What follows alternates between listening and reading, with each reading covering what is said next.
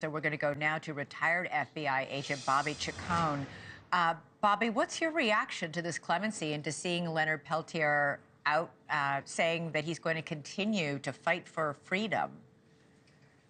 Well, he's a liar, and he lied in that statement. He said he wasn't legally convicted. He's still denying he was legally convicted. 23, no less than 23 federal judges reviewed the evidence and said both the process and the evidence were upheld as valid. He was convicted. Make no mistake, he's a murderer. He's convicted with no system. That's what we call him. There was no pardon of his crimes. There was clemency. He's out as a convicted murderer. And let's dispense with the fact that he's an activist. He never was an activist. The American Indian movement was a noble movement with good intent. Peltier was part of a group of thugs that hijacked that movement in the early 70s and went onto reservations that didn't have much resistance and armed violence. And they trafficked women, they raped women, they murdered people, and they, by violence and intimidation, took over these reservations. And then they sought protection money. It was a racket, just like the Italian mob that I used to work in New York City. And if you want to know what really happened, in a front seat view by the FBI agent in charge of that area at the time, read the book American Indian Mafia. And it shows that Peltier was a thug who hijacked the AIM. The AIM is now, again, a noble movement with good intent. But at the time, he hijacked that movement, and he was a thug and a violent thug. He was no different than a cartel leader or a mob boss when he was going from reservation to reservation, wreaking havoc on his own people, on the American Indians on those reservations, and they were paying the price for the violence. He murdered other people. He admitted to shooting Ron Williams in the face while Ron Williams was begging for his life.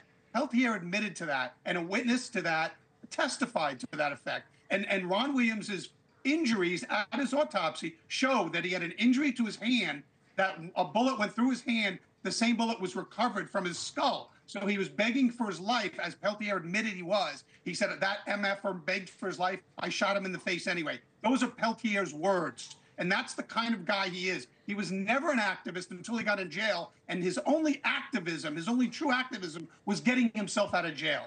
What were the two FBI agents there? They were at Pine Ridge to serve an arrest warrant. On what charges? Do you know?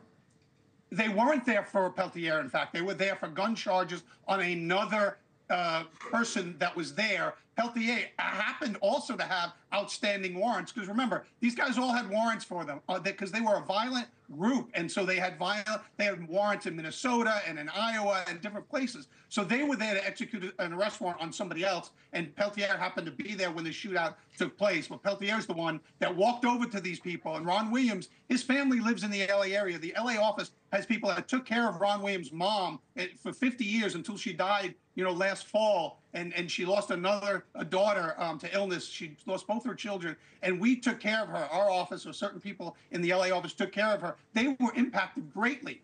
And now the American Indian population is negatively impacted by letting this thug go, because it shows that the government is weak to keep these people in jail. These are people that threatened and intimidated and murdered Native American Indians, and now we can't keep them in jail. This is bad for law enforcement, and it's bad for the people on reservations. And why do you think so many in the far left wing of the Democratic Party have come to champion Leonard Peltier?